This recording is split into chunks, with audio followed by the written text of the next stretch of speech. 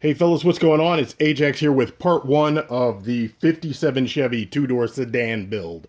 And this part here, we might as well call primed and prepped because that's what's taken place. I've got all of the different runners primed, and as you can see here, I've used no less than four different primers, and I will get to the reason for that in just a minute.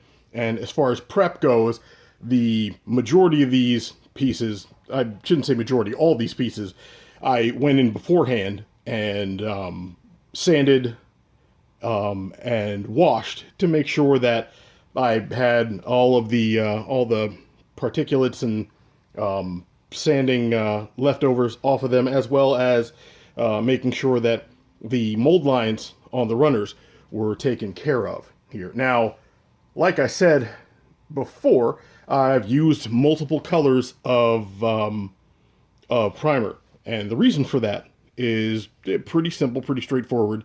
The white pieces that you're seeing here are all going to be painted a light color, and as such, just going to go with a white base so as not to dilute or otherwise change the pigment of that color. The darker gray primer that you see here was put onto either black or metallic pieces. So stuff that's going to be metallic, like our exhaust here, or black, like the wheel backings, or the sorry, I'm blanking here. The hood pins, the pulleys, and belts for the engine, etc. That stuff, since it's going to be painted black, we can go with a gray primer. It really won't affect it. And then red oxide over here on the chassis. The red oxide was chosen for the chassis because in the photos that I found, a lot of the either restored cars or cars that people claimed were from factory original had a red oxide underbody coat.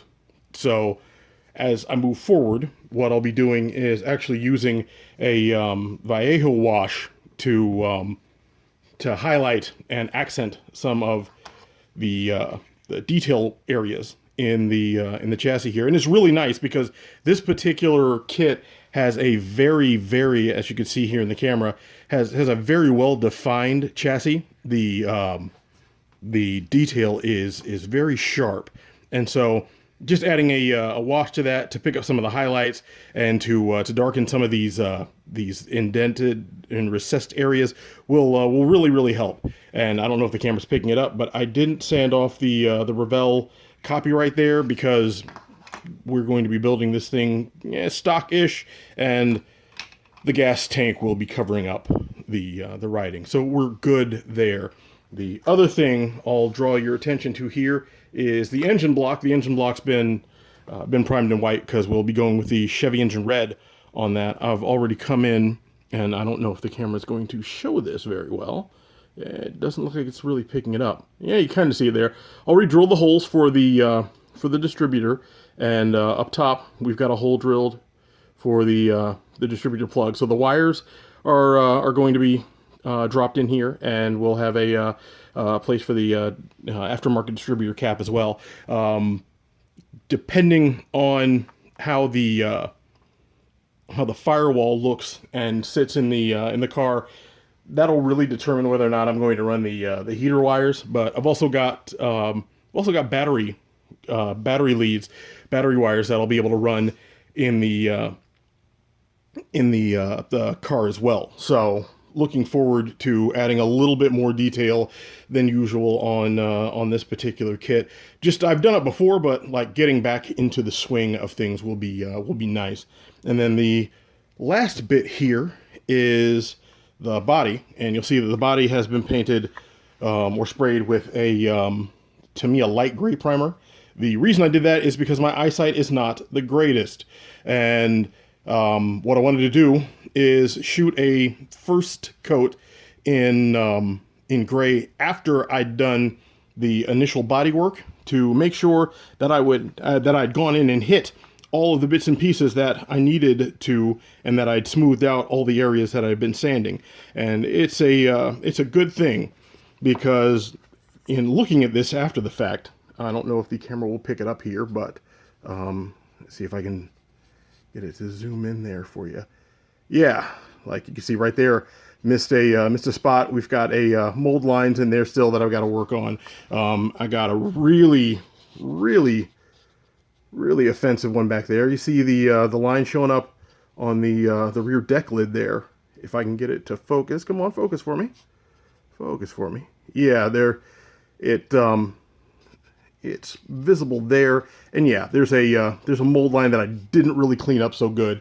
The other thing that I noticed was when it was in bare plastic, I was having a really difficult time making out the panel lines, and I thought maybe it's just the fact that the Chevy is just in white plastic, and the white with the reflective qualities and everything wasn't showing up very well. So I was like, let me go ahead and primer this and take another look, and we'll see how the mold lines are. Maybe they're not that bad. Maybe it's just the white plastic that is that's making it difficult to see these.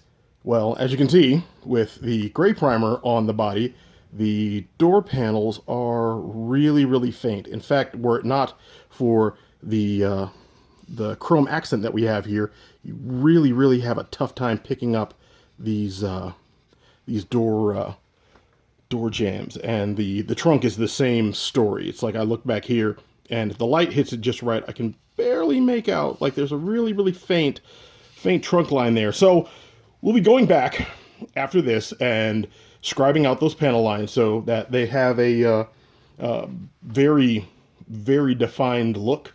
That way, when I sand this again and prime it again in white, and I put the multiple coats of paint, since we're actually going to be doing a two-tone color combination here. Once I go that route, I won't have to worry about losing the panel line detail in multiple layers of paint.